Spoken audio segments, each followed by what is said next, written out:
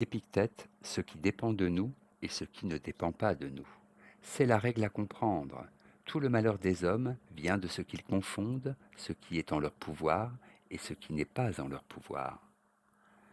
Ils désirent ainsi ce qui ne dépend pas d'eux, comme la richesse, la gloire, les honneurs, avec leur cortège d'envie et de jalousie, s'affligent de ce qui leur échappe, comme le deuil, et sont ainsi esclaves des événements, des autres, du jugement des autres, bref, du monde extérieur.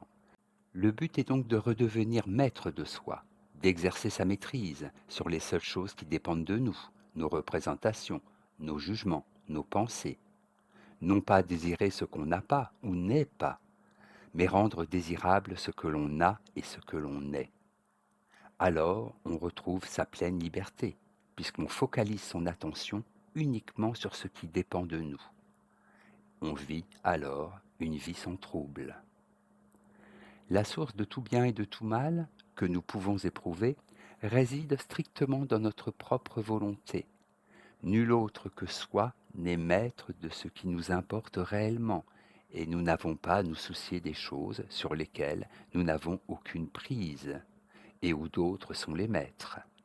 Les obstacles ou les contraintes que nous rencontrons sont hors de nous, tandis qu'en nous résident certaines choses qui nous sont absolument propres, libres de toute contrainte et de tout obstacle, et sur lesquelles nul ne peut agir. Il s'agit alors de veiller sur ce bien propre et de ne pas désirer celui des autres, d'être fidèle et constant à soi, ce que nul ne peut nous empêcher de faire.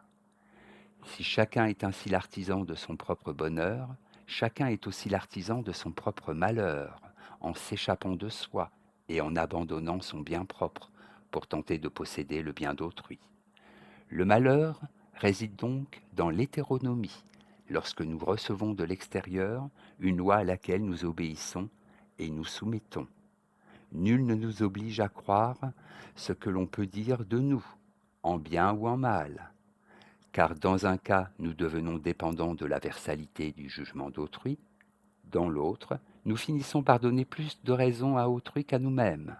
Enfin, à l'égard des opinions communes, comme des théories des philosophes, ou même de nos propres opinions, il faut savoir garder une distance identique à celle qui est requise dans l'habileté du jeu, c'est-à-dire il faut savoir cesser de jouer en temps voulu. Dans toutes les affaires importantes de la vie, nul ne nous oblige en effet que notre propre volonté.